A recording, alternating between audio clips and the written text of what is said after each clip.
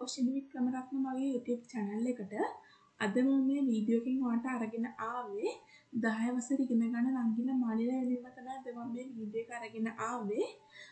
මම හිතුවා IT textbook එකේ තියෙන third lesson එක. ඒ කියන්නේ පරිගණක පද්ධතිය දත්ත නිරූපණයට භාවිත කරන ක්‍රම කියන මාතෘකාව යටතේ ඒ පාඩම සාකච්ඡා කරන්න මම හිතුවා.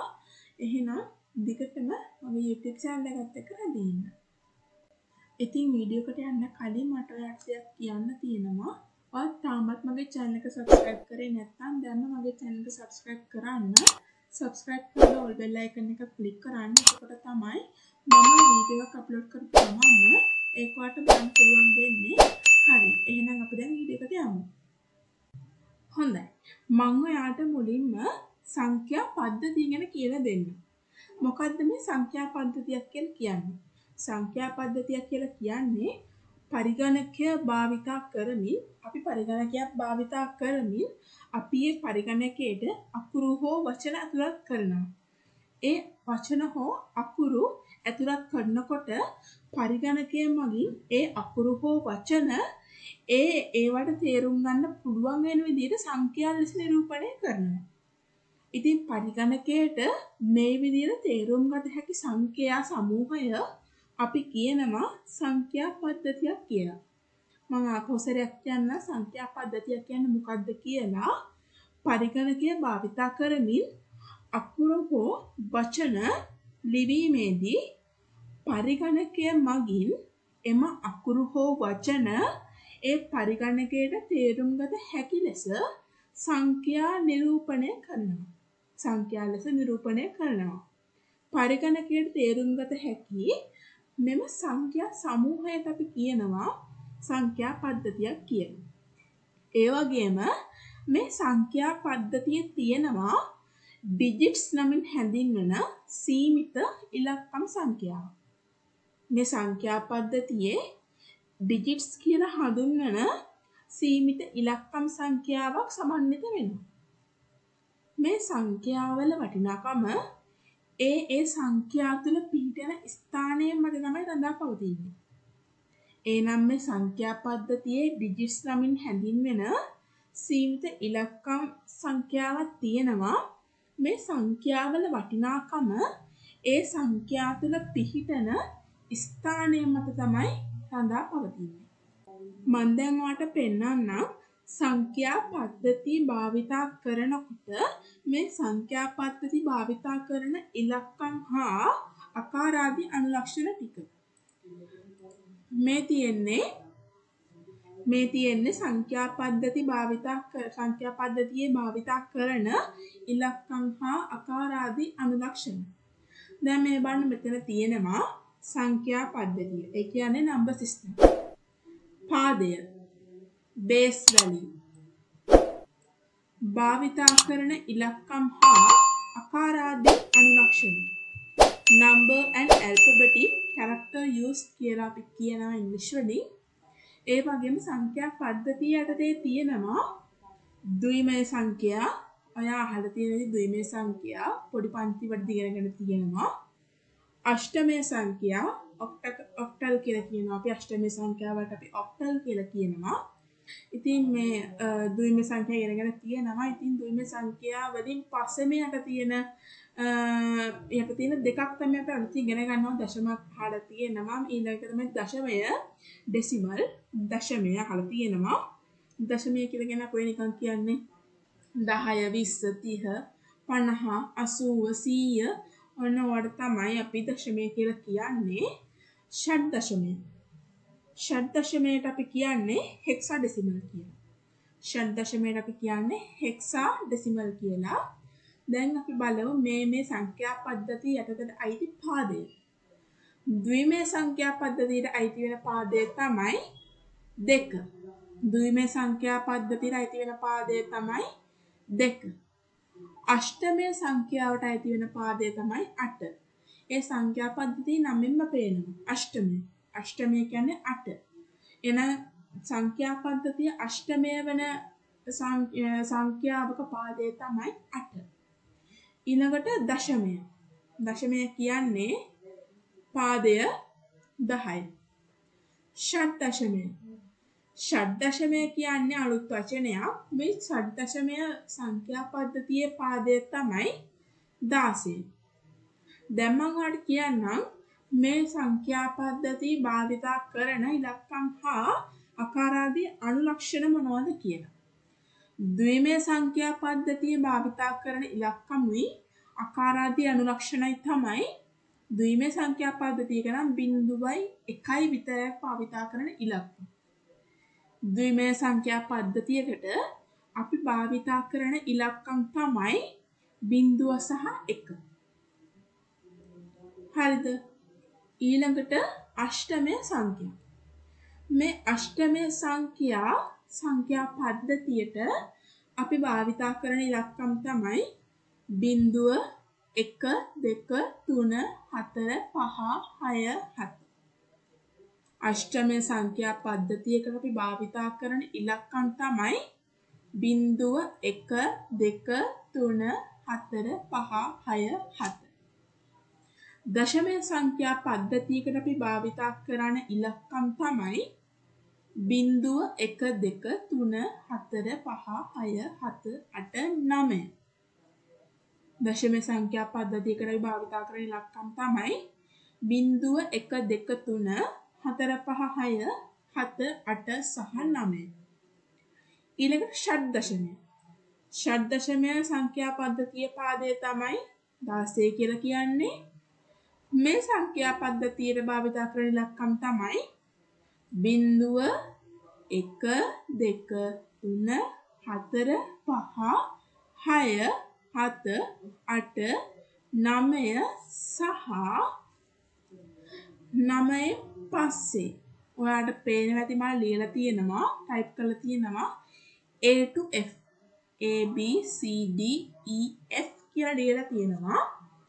ෂඩ් දශමය සංඛ්‍යා පද්ධතියක් ලියනකොට අපි භාවිතා කරන ඉලක්කම් තමයි 0 සිට 15 දක්වා ඉලක්කම් මේ ෂඩ් දශමය සංඛ්‍යා පද්ධතිය භාවිතා කරනවා. ඉතින් දැන් 0 සිට 9 දක්වා කියන්නේ ඉලක්කම්. ඊළඟට තියෙන 10. අපි ෂඩ් දශමය සංඛ්‍යාවක් ලියන්නේ 0 සිට 15 වෙන එකක් විතරයි ඉලක්කම්. මේ 0 සිට 9 දක්වා තියෙන ඉලක්කම්. ඊට පස්සේ 10 සිට 15 වෙනකක් තියෙන සංඛ්‍යා. ඉතින් මේ 10 සිට 15 දක්වා වෙන ඒ සංඛ්‍යා වලට අපිට ඉලක්කම් කියන්න බැහැනේ. ඒ නිසා යොදාගෙන තියෙනවා 10 හඳුන්වන්නේ ඉංග්‍රීසි හෝඩියේ කැපිටල් A අක්ෂරයෙන් තමයි 10 හඳුන්වන්නේ. 10 හඳුන්වනවා ඉංග්‍රීසි හෝඩියේ කැපිටල් අක්ෂරයෙන්. කැපිටල් A අක්ෂරයෙන් අපි හඳුන්වනවා. අපි කැපිටල් අක්ෂරයෙන් හඳුන්වනවා 10 සංඛ්‍යාව. 10. ඊළඟට ඉංග්‍රීසි හෝඩියේ කැපිටල් B අක්ෂරය. මේ කැපිටල් B අක්ෂරයෙන් අපි හඳුන්වනවා 11 කියන සංඛ්‍යාව. ඒ වගේම C. මේ C ඉංග්‍රීසි අක්ෂරයෙන් අපි හඳුන්වනවා 12 සංඛ්‍යාව. D. D ඉංග්‍රීසි අක්ෂරයෙන් අපි හඳුන්වනවා සංකේතවත් කරනවා මේ D ඉංග්‍රීසි අක්ෂරයෙන් 13. E. E අක්ෂරයෙන් අපි සංකේතවත් කරනවා 14.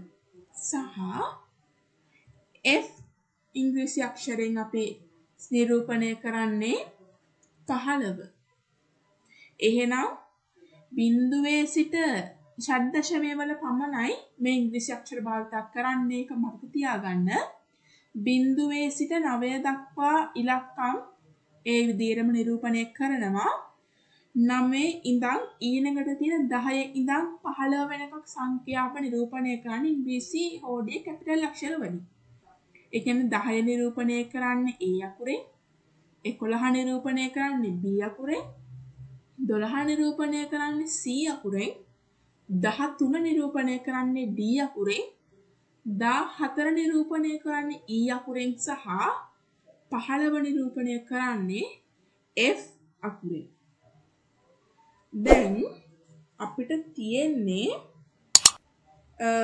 මේ සංඛ්‍යා පද්ධති පිළිබඳව සොයා බලන්න. මේ සංඛ්‍යා පද්ධති ඇසුරේ ගණන් හදන්න තමයි අපිට දැන් තියෙන්නේ.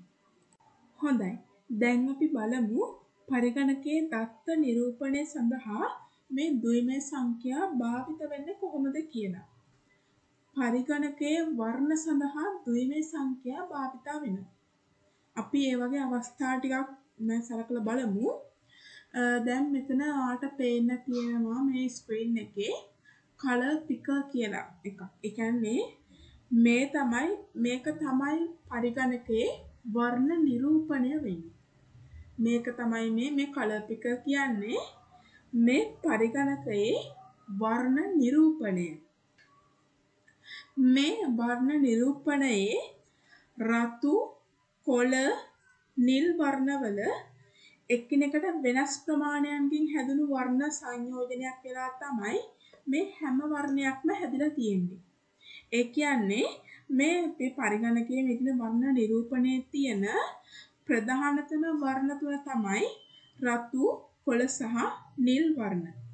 මේ වර්ණ එකිනෙකට වෙනස් ප්‍රමාණයන්කින් සෑදුණු වර්ණ සංයෝජනයකින් තමයි ඕනම වර්ණයක් හැදිලා තියෙන්නේ. දැන් මම කිව්වා මේ වර්ණ නිරූපණයේ තියෙන මූලිකම වර්ණ තුන තමයි රතු, කොළ සහ නිල්. ඒ කියන්නේ දැන් මම ඔයාලට පෙන්නන්නම් මේ තියෙන්නේ මේ RGB කියලා කියන්නේ. ඒ කියන්නේ මේ මූලික වර්ණ. R අකුර කියන්නේ red, G අකුරෙන් කියන්නේ green, B අකුරෙන් කියන්නේ blue. ඒ කියන්නේ රතු, කොළ සහ නිල් RGB. මේ RGB තමයි මේ වර්ණ නිරූපණයේ තියෙන මූලිකම වර්ණ තුන. අපි ඒකට කියනවා RGB. RGB කියලා අපි ඒකට කියනවා.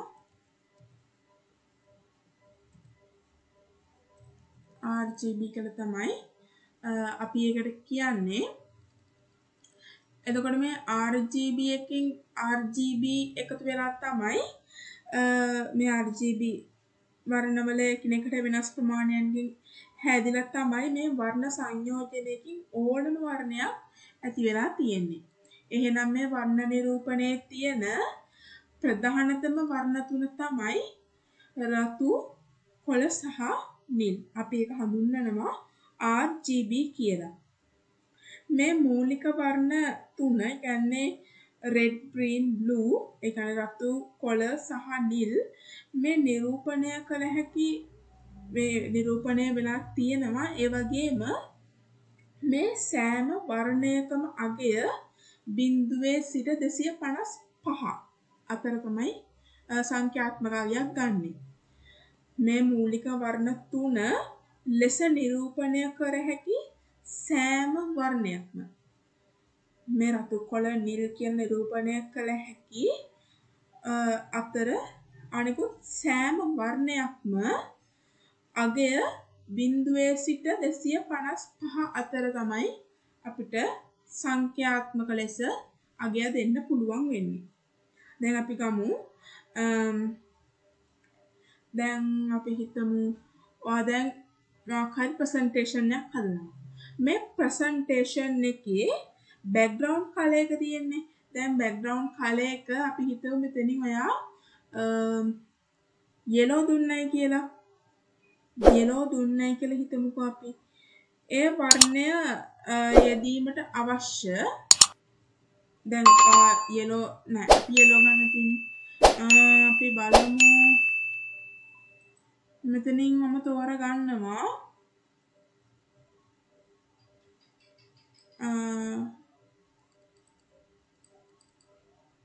රතු නෑ sorry සුදු පාටයි මේ රෝස පාටයි එකතු වෙලා මෙතන ලා රෝස පාටක් හැදිලා තියෙනවා වට පේන ඇති. රෝස රෝස පාටයි සුදු පාටයි එකතු වෙලා ලාමලා රෝස පාටක් හැදිලා තියෙනවා. මේ ලා රෝස පාට අගය අපි ගන්න නම් අපි පරිගණකයට දෙන්න ඕන අංක තමයි මෙතන ගන්නවා RGB කියලා තියෙනවා. පරිගණකයට දෙන්න ඕන අංක තමයි 255 195 195. මම මේ දුන්න අගයන් මොනවද? RGB අගයන් ටික තමයි මම ඒ දුන්නේ. ආඩ පෙන්නත් මගේ මවුස් පොයින්ටර් එක යනවා RGB අකුරු ළඟ. ඒ කියන්නේ RGB තමයි මේ පරිගණකයේ වර්ණ නිරූපණයේ තියෙන ප්‍රධානතම වර්ණ තුන. එතකොට මම මේ ලා රෝස පාට දෙන්න නම් RGB අගයන් දෙන්න ඕන රෙඩ් දෙන්න ඕන 255, G දෙන්න ඕන 195, B දෙන්න ඕනේ 195. දැන් අපි බලමු මේ අගයන් වලට අනුව දැන් මේ 255 195 195 කියලා කියන්නේ දශමයේ සංඛ්‍යානේ. මේ දැන් ওই රෝස පාට හැදිලා තියෙන වර්ණ සංයෝජනය දශමයේ සංඛ්‍යා ලෙස නිරූපණය තමයි මේ වෙන්නේ. දැන් මේ වර්ණ සංයෝජනයේ තියෙන සංඛ්‍යා නිරූපණය වෙලා තියෙන දශමයේ සංඛ්‍යා වලින්. ඒ කියන්නේ දැන් මම ලියා ගන්නවා 255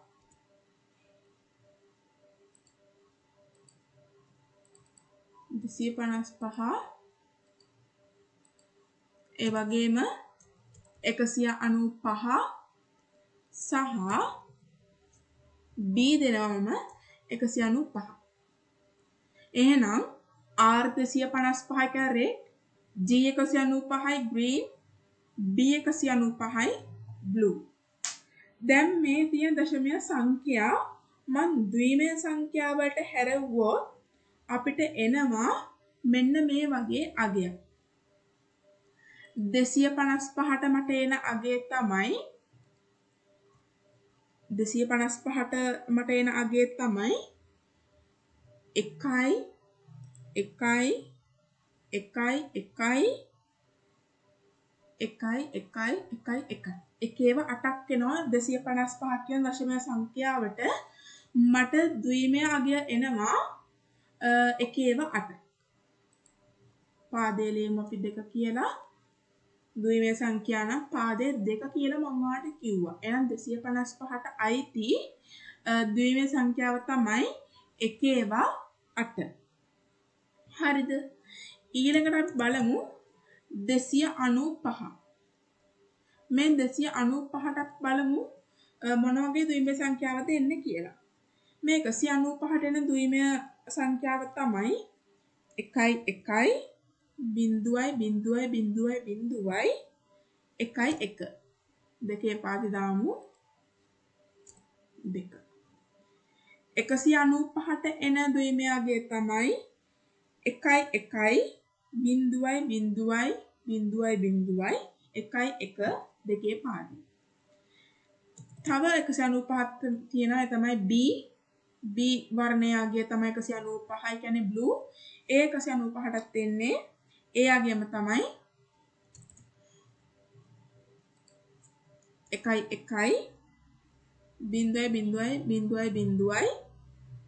1 1 දෙකේ පාදේ. මෙන්න මේ විදිහට තමයි අපිට පරිගණකයේ දත්ත නිරූපණය සඳහා ද්විමය සංඛ්‍යා භාවිතා වෙන්නේ මෙන්න මේ ආකාරයට. එහෙනම් ලා රෝස පාට හැදෙන්න අපිට ඕන වුණා ප්‍රධාන වර්ණ තුනේ අගයන් මේ ආකාරයට. ඒ දශමයේ සංඛ්‍යා වලට අනුකූල ඒ දශමයේ සංඛ්‍යා වලට ද්විමය සංඛ්‍යා අපි මෙන්න මේ ආකාරයට නිරූපණය කරගත්තා. හරි. දැන් මම කතා කරන්න යන්නේ ද්විමය සංඛ්‍යා පද්ධතිය ගැන. ඒ කියන්නේ බයිනරි නම්බර් සිස්ටම් එක ගැන. ද්විමය සංඛ්‍යා පද්ධතියක් කියන්නේ මොකක්ද? දැන් අපි පරිගණකයට දත්ත හෝ උපදෙස් ලබා දෙනකොට අපි ඒව ලබා දෙනවායි කියලා හිතමු සංඛ්‍යාවලින්. අපි ඒ දත්ත සහ උපදෙස් සංඛ්‍යා ලෙස යෙදීමේදී අපි ඒ භාවිතා කරන්නේ දශමය සංඛ්‍යා. අපි ඕනම දෙයකට භාවිතා කරන්නේ දශමය සංඛ්‍යා. මේ දශමය සංඛ්‍යා පද්ධතිය දශමය සංඛ්‍යාවක් වුණා. පරිගණකයේ විසින් ඒ අපි ලබා දෙන දශමය සංඛ්‍යාව බිඳුව සහ එක ලෙස පරිවර්තනය කර ගන්නවා. මේ බිඳුව සහ එක යන ඒ ඉලක්කම් ඒ සංඛ්‍යාංක අපි හඳුන්වනවා ද්විමය සංඛ්‍යා පද්ධතියක් කියලා. දැන් මම ඔයාලට කලින් කියලා දුන්නා සංඛ්‍යා පද්ධතිය සහ පාදය භාවිතා කරන ඉලක්කම් හා ආකාර ආදී අනුලක්ෂණ කියලා දුන්නා. දැන් මම මෙතනින් ද්විමය සංඛ්‍යා ඒ වගුව විතරක් කට් කරා. මම ඉතින් ඉතුරු කරා ඔක්කොම දේ කට් කළා. මම ඉතින් ඉතුරු කරගත්තා ද්විමය සංඛ්‍යා පද්ධතිය. දැන් ද්විමය සංඛ්‍යා පද්ධතික මම කව පාදය 2. භාවිතා කරන ඉලක්කම් තමයි 0 සහ 1. මම මේ විදිහට ලියාගත්ත උදාහරණයක් තමයි මේ තියෙන්නේ. මෙතන මම ලියාගත්තා 1.1.1.2 පාදයට. මම මෙතන ද්විමය සංඛ්‍යා පද්ධතියකට උදාහරණයක් ලියාගත්තා 1.1.1.2 පාදය. අපි මේව දශමය සංඛ්‍යාවකට හරවනවා නම් අපි ඒක හරවන්න ඕන මෙන්න මේ අගිනක්. මෙන්න මේ අගිනන් තමයි අපි ඒක දශමය සංඛ්‍යාවකට හරවනවා නම් හරවන්න ඕනේ මෙන්න මේ අග ඉලක්කමේ ඉන. දැන් මෙතන අග ඉලක්කම තියෙන්නේ 0. මේ 0 අපි දශමය සංඛ්‍යාවකට හරවනවා නම් මේ ද්විමය සංඛ්‍යාවේ පාදය 2 නිසා අපි ඒක වැඩි කරන්න ඕනේ 2කින්. ඒ එන ඉලක්කම් අපි වැඩි කරන්න ඕනේ 2කින්. ඒ නිසා මම මේ අග ඉලක්කම ගන්නවා 2 වෙනි බලය කියනවා. ඔයා දන්නවා ඕනම සංඛ්‍යාවක 0 වෙනි බලය කියන්නේ 1. ඕනම සංඛ්‍යාවක 0 වෙනි බලයෙන් ලැබෙන අගය තමයි 1. මෙතන අග ඉලක්කමේ අගය තමයි 2 වෙනි බලයට ලැබෙන අගය තමයි අග ඉලක්කමෙන් අපි නිරූපණය කරන්නේ. ඊළඟට එන මේ ඉලක්කම අපි නිරූපණය කරන්නේ 2 පළවෙනි බලය කියලා. ඊළඟට එන ඉලක්කම අපි නිරූපණය කරන්නේ 2 දෙවෙනි බලය කියලා. ඊළඟට එන ඉලක්කම නිරූපණය කරන්නේ 2 තුන්වෙනි බලය. ඊළඟ එක 2 හතරවෙනි බලය. ඊළඟ එක 2 පස්වෙනි බලය. දැන් අපි මේ 2 බලවලට හරියන දශමය අගය සොයාගමු. දැන් මම කොහොමද බිඳුවට හරියන 2 වෙනි බලය කියලා. මම කිය ඕනම සංඛ්‍යාවක 0 වෙනි බලය කියන්නේ 1. ඕනම සංඛ්‍යාවක 0 බලය කියන්නේ 1. ඒ නිසා මෙතන 2 අපි ගන්නවා 1යි කියලා. මෙතන 1 තියෙන්නේ මේ 1 බලය තමයි 2 පළවෙනි බලය. 2 1ෙන් ගුණ කරාම 2යිනේ. ඉතින් මේ 2 1ෙන් ගුණ කරාම මෙතන බලයක් කියන්නේ මෙතන තියෙන්නේ ගුණ කිරීම. මෙතන බලයක් කියන්නේ මෙතන තියෙන්නේ ගුණ කිරීම.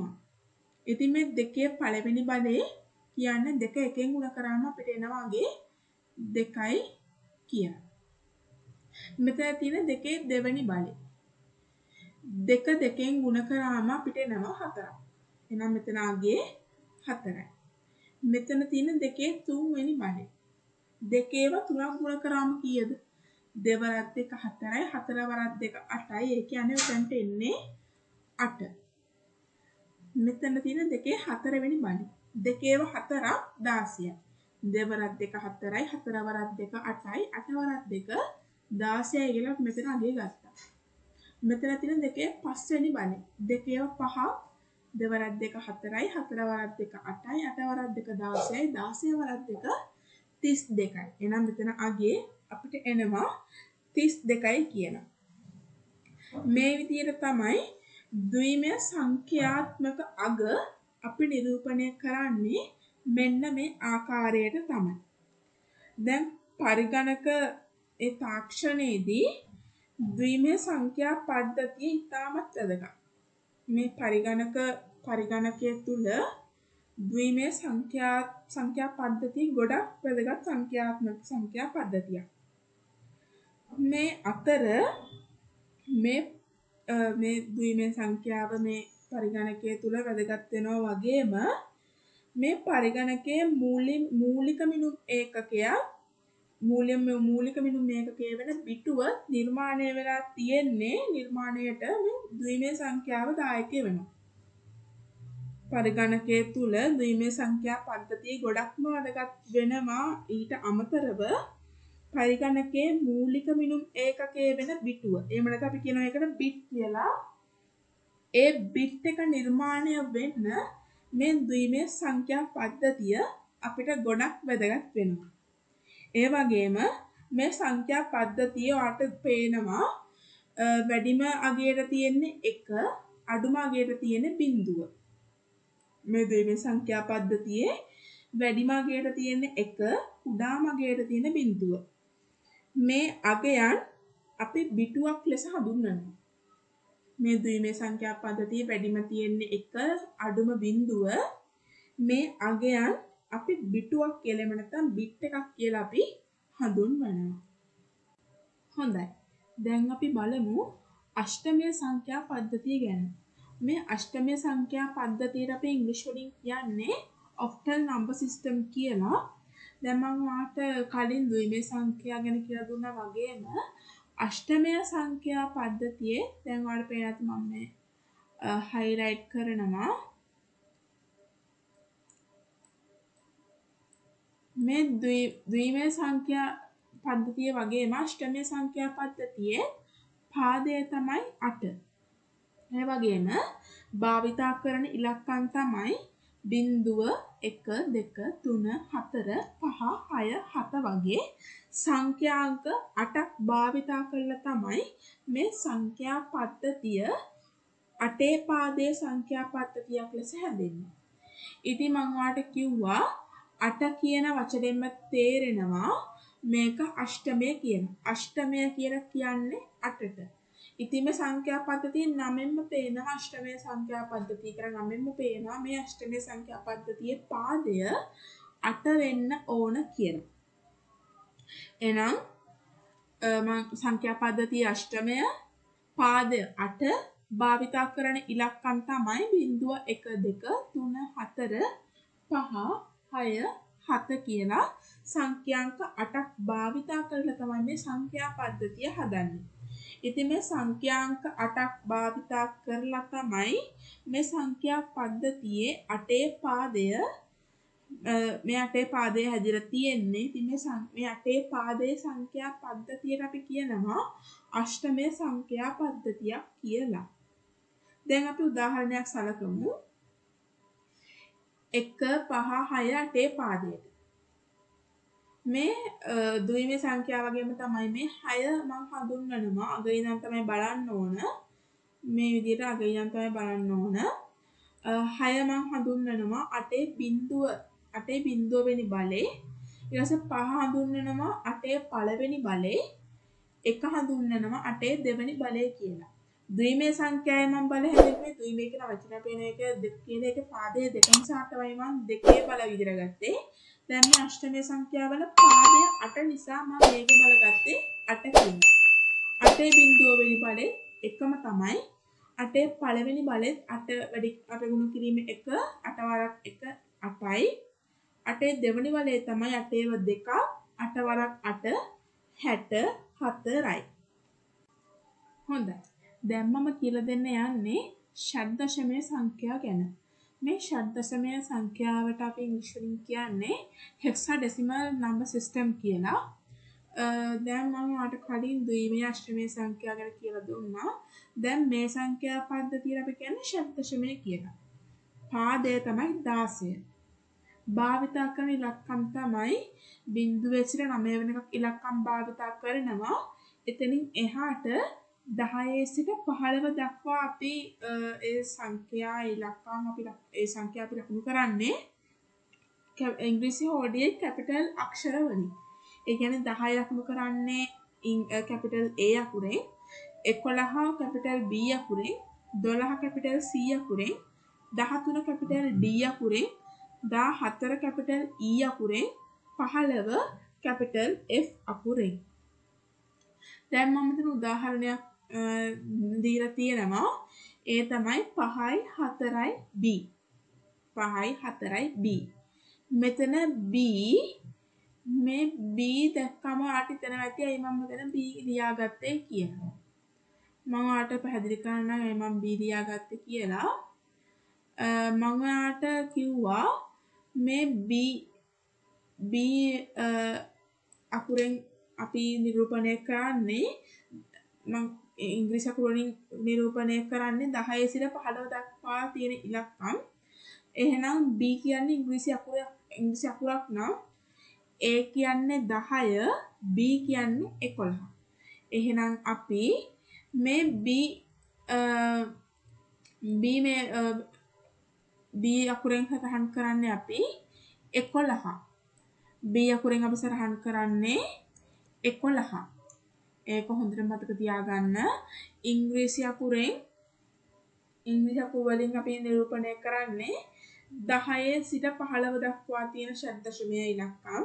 10 නිරූපණය කරන්නේ කැපිටල් A නම් A ගාවට තියෙන B නිසා A 10 නම් B අපි ගන්න ඕනේ 11 කියලා. එහෙනම් B වලින් අදහස් කරන්නේ 11. දැන් මෙතන C තිබ්බනම් C අපි අදහස් කරන්නේ 12 කියලා. C අදහස් කරන්නේ අපි 12 කියලා. දැන් අගේ ඉඳන් බලනකොට B 16 බිඳුව වෙනි බලේ 4 16 පළවෙනි බලේ 5 16 දෙවෙනි බලේ. බිඳුව වෙනි බලේ අපිට එකටම ගන්න 1යි කියලා. 16 එකෙන් ගුණ කරාම 16යි. 16 දෙකෙන් ගුණ කරාම 256යි. ඉතින් මේ විදිහට තමයි මම ඔයාලට සංඛ්‍යා පද්ධති ගැන කියලා දුන්නේ. හොඳයි මම අද මේ වීඩියෝ එකෙන් ඔයාලට අරගෙන ආවේ 10 වසරේ ඉගෙන ගන්න නංගිලා මල්ලිලා වෙනුවෙන්ම මේ වීඩියෝ එක මම අරගෙන ආවේ ICT 10 ශ්‍රේණිය 3 වෙනි පාඩම පරිගණක පද්ධතියේ දත්ත නිරූපණයට භාවිත කරන ක්‍රම පාඩම යටතේ අද මම සංඛ්‍යා පද්ධති ගැන තමයි කියලා දුන්නේ. ඉතිරි මාතෘකා මම ඊළඟ වීඩියෝස් වලින් දාන්න බලාපොරොත්තු වෙනවා. ඉතින් දිගටම ඔෂින් වික්‍රමරත්න YouTube channel එකත් එක්ක රැඳී ඉන්න. එහෙනම් අදට මම ඔයාලව සමුගන්නවා. ආයිබෝවන් පරිස්සමින් ඉන්න.